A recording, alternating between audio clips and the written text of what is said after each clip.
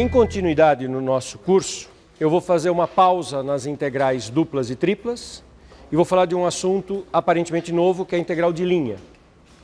É a integral, de novo, em uma dimensão, só que é a integral sobre curvas. Daqui a pouco, passado a introdução do conceito de integral de curvas, nós vamos conectar integral de curvas com integral dupla. E vai ter teoremas conectando integral de curvas com integral tripla. Os grandes teoremas dessa disciplina, teorema de Gauss, Green e Stokes, eles conectam os diferentes tipos de integrais.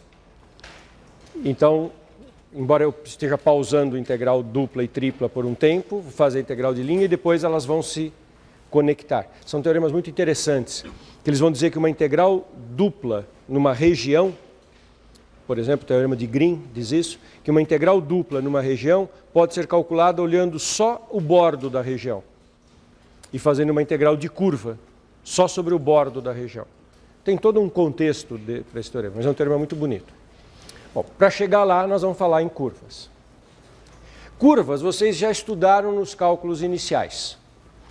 Quando vocês estudam derivadas parciais, aparece curva de nível, aparecem vários conceitos relacionados a curvas, no estudo de funções de várias variáveis. Eu vou recordar algumas coisas e destacar aquilo que eu preciso para a nossa disciplina. Então, o grande tema é integrais de linhas, então nós estamos mudando de tema. O integral de linha faz essa referência que é a integral de curva. E eu vou fazer uma breve revisão de curvas no R2 e no R3. Primeira coisa que eu queria que vocês tivessem bastante clareza, que é uma coisa bem simples, mas que é bom não misturar as ideias. Existem várias maneiras de você pensar numa curva. Curva é um objeto unidimensional. Todos nós temos uma visão intuitiva. Você pode apresentar uma curva através de uma propriedade geométrica. Então isso é um jeito de falar numa curva. Não tem nada de errado. Você pode apresentar uma curva por uma propriedade, em geral uma propriedade geométrica, ou o que a gente chama um lugar geométrico. Essa é uma expressão muito comum em geometria, lugar geométrico. Você já deve ter ouvido falar essa seguinte expressão. O que é uma circunferência? É o conjunto de pontos ou o lugar geométrico formado pelos pontos que equidistam de um ponto fixo, que é o centro. Então, você veja, eu estou descrevendo uma circunferência usando uma frase totalmente em português, totalmente na linguagem cotidiana, não tem símbolo matemático, e é uma propriedade que caracteriza a circunferência. É o lugar geométrico de todos os pontos que equidistam de um ponto fixo. Está claro isso? É um jeito de abordar curva. E para cada curva diferente eu teria propriedades diferentes. Uma outra maneira de pensar numa curva é com a ideia de equação geral.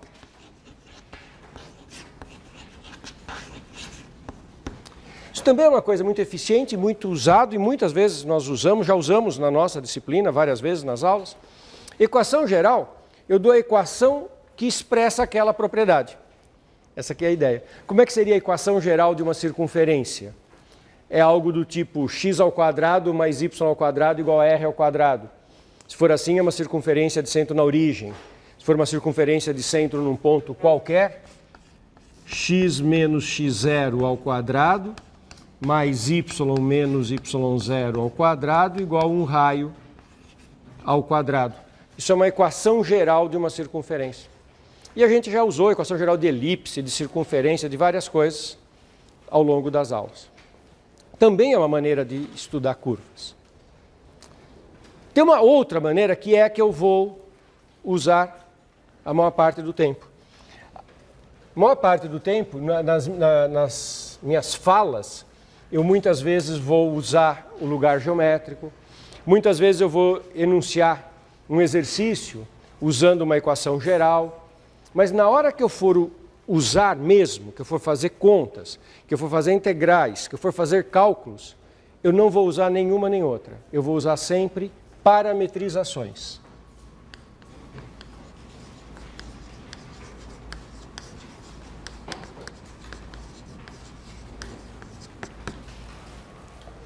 O que é uma parametrização? Uma parametrização eu forneço a curva para você através de funções, de fórmulas. Então, como é que é uma parametrização da circunferência de centro no x0, y0 e raio A? Sabe o que eu escrevo?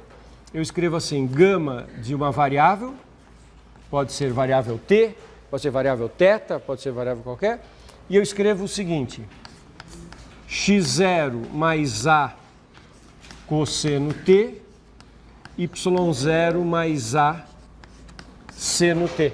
Isso é a parametrização da circunferência de centro no ponto x0, y0 e raio A. Eu forneço via uma fórmula funcional, em que tem um parâmetro t aqui. Para eu fazer uma circunferência, muitas vezes eu vou pegar o t de 0 a 2π. É simples, mas é importante perceber que o conjunto dos pontos do R2, que tem essa propriedade, satisfazem essa equação geral. Comece com aquele x e com aquele y. Isso aqui está vendo que é o valor da abscissa x. Isso aqui é o valor da ordenada y. Faz aquele x menos x0. Cancela o x0, sobra o A cosseno t. Faz o y menos y0, cancela y0, sobra A seno t. Eleva ao quadrado e eleva ao quadrado. Fica A2 cosseno quadrado, A2 seno quadrado. Coloca o A2 em evidência. Cosseno quadrado, seno quadrado é a relação fundamental da trigonometria. Se eu pegar aquela expressão, substituir desse lado esquerdo, dá exatamente A2. O que mostra que todos os pontos que satisfazem esta condição satisfazem esta equação geral. Vocês me acompanharam nesse raciocínio? E para cada ponto que satisfaz essa condição geral, é possível encontrar um t que daquele jeito, que o ponto fica expresso daquele jeito. Então, por que eu vou privilegiar parametrizações? Qual é a vantagem de eu trabalhar com parametrização e não com equação geral, não com descrição com lugar geométrico? É que quando eu escrevo essas funções assim, eu imediatamente posso pegar tudo que a gente sabe de cálculo diferencial e integral, e jogar para a minha teoria. Já vou mostrar uma coisa que eu usei na aula que eu falei em mudança de variável na integral dupla. Eu derivo essa curva, derivando aquelas expressões, e imediatamente eu tenho o vetor tangente, derivando aquelas formas. Então, o cálculo diferencial já estudado traz um ferramental extremamente útil para esta formulação, para esta maneira de escrever as curvas. Tudo bem? Estamos juntos? Então, o que vai ser uma curva para nós? Eu vou trabalhar com curvas parametrizadas. Então, isso aqui pode ser a definição inicial. Eu pego uma função que esteja definida no intervalo AB, na reta real, parâmetro inicial é t, com imagem ou no R2 ou no R3. Isso chama-se curva parametrizada. Então, uma curva parametrizada é uma aplicação desse tipo. Só me interessa trabalhar com funções deriváveis. As curvas em que aquelas funções não sejam deriváveis também têm interesse geométrico. Elas podem ser muito complexas, ter uma geometria bastante complexa, quando as curvas podem ter um comportamento muito esquisito, mas não serão interessantes para o tipo de teorema que nós vamos olhar nessa disciplina. Para os nossos teoremas, eu vou estar interessadíssimo nas curvas cujas funções sejam funções deriváveis. Então, o que vai ser uma curva parametrizada? Vai ser uma função, eu vou ter a variável x escrita em função de t, y em função de t, se eu estiver no R2. Se eu estiver no R3, a minha curva é de 3 coordenadas, x de t, y de t, z de t, se eu estiver no R3. E eu vou exigir sempre, mesmo que eu não diga, mesmo que nos meus enunciados eu nem faça referência a isso, está assumido para sempre, que essas funções são deriváveis, o quanto eu precisar, a classe de derivabilidade que for necessária. Toda vez que eu precisar derivar uma, duas vezes, isso faz parte. Eu só quero trabalhar com curvas dadas por funções bastante deriváveis. Então nós vamos assumir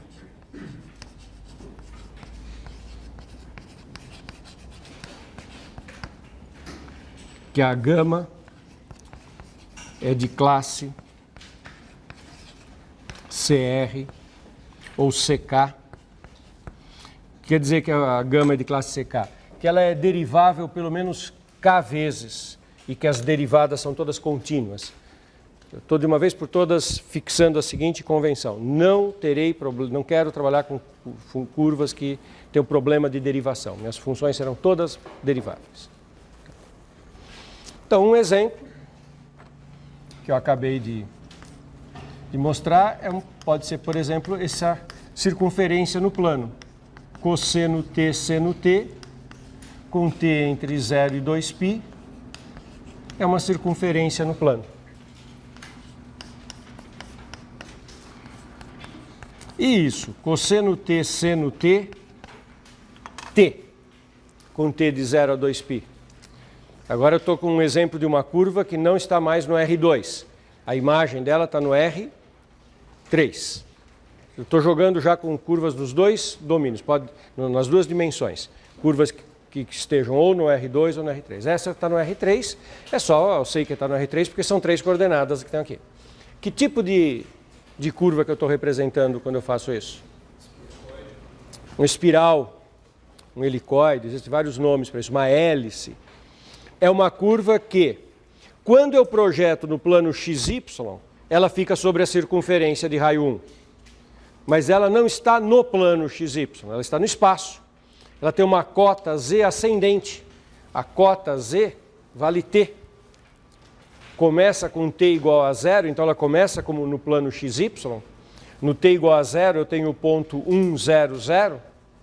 Mas termina num ponto que tem cota 2π. Vai terminar no ponto, quando t for igual a 2π, 1, 0, 2π. Ela sobe, ela vai enrolando, porque a base é cosseno, seno, que é uma circunferência. Mas a cota z não está fixa, ela está subindo com velocidade 1. Z de t é t. Todo mundo enxerga que isso é uma hélice? Eu vou desenhar essa hélice.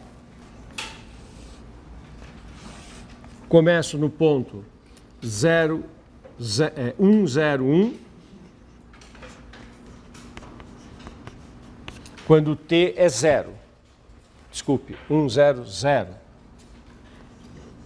Quando t é 0, eu estou no ponto 1, 0, 0 aqui no eixo das abscissas, no espaço. Aí, à medida que o t vai aumentando, esse ponto vai subindo e, curiosamente, ele nunca sai do cilindro x2 mais y2 igual a 1. Porque todos esses pontos satisfazem a equação do cilindro x2 mais y2 igual a 1. Essa curva tem todos os seus pontos dentro do cilindro x2 mais y2 igual a 1. Dado um ponto qualquer deste tipo, ele satisfaz esta equação. Nessa equação eu não olho o z, pego o x e o y, levo ao quadrado, somo, dá 1. Então, esses pontos estão todos sobre esse cilindro, eles vão aumentando.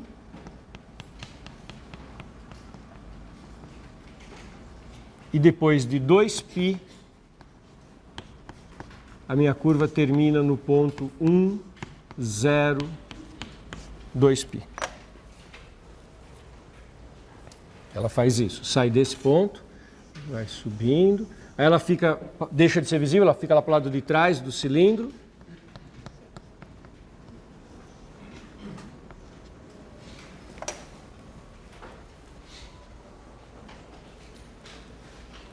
Estamos falando coisas que estão fazendo sentido para vocês? Isso que eu desenhei chama-se traço.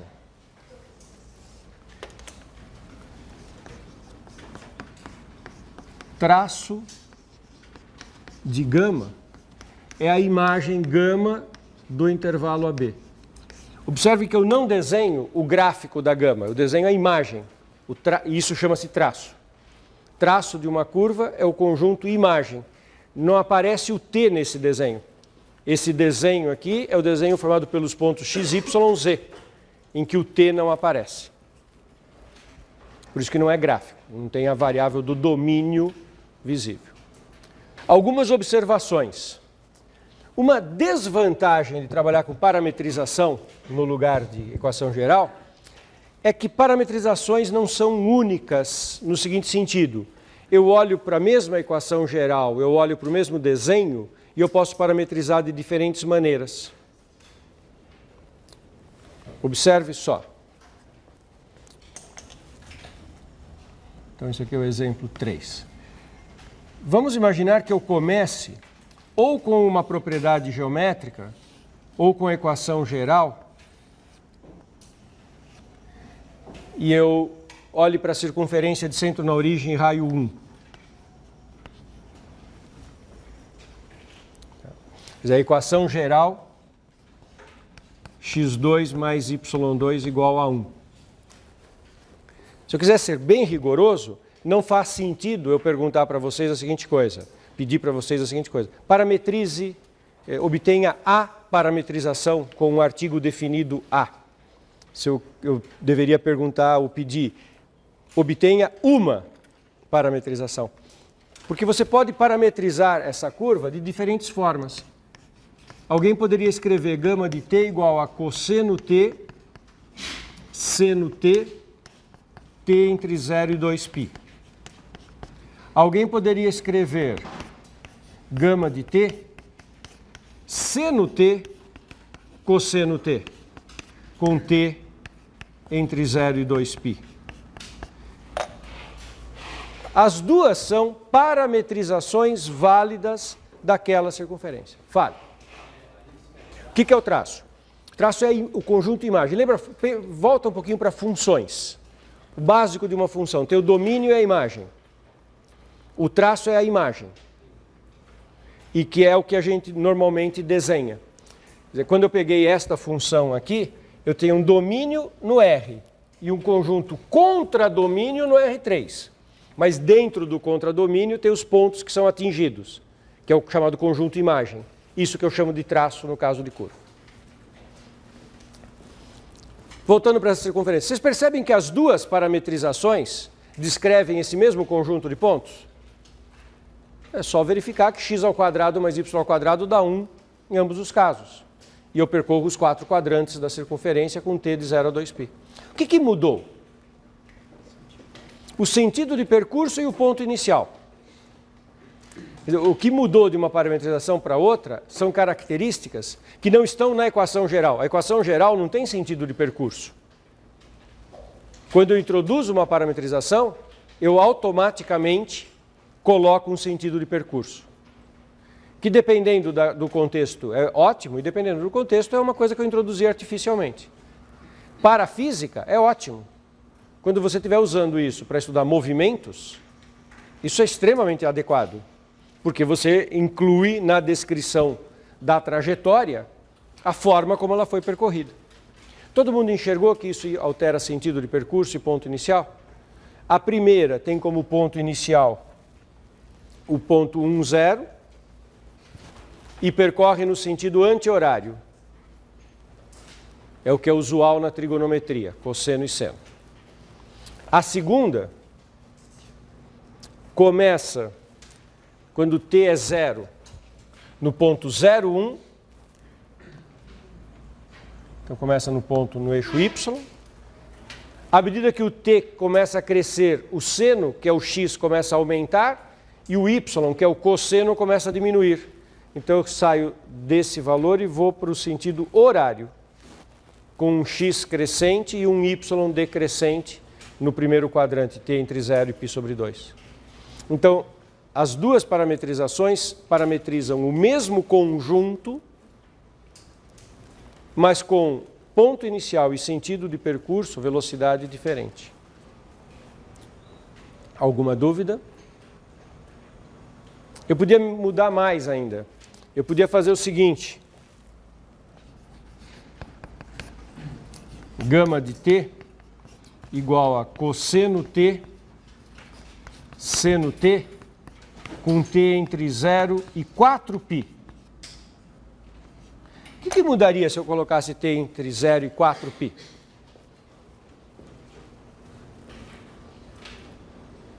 O desenho é o mesmo. E o que é que mudaria? Dá 2 voltas. Alguma dúvida que isso significa dar 2 voltas? Tudo bem? Se eu quisesse aumentar a velocidade, acelerar o movimento, colocar mais velocidade nisso, eu poderia colocar cosseno de 2t, seno de 2t.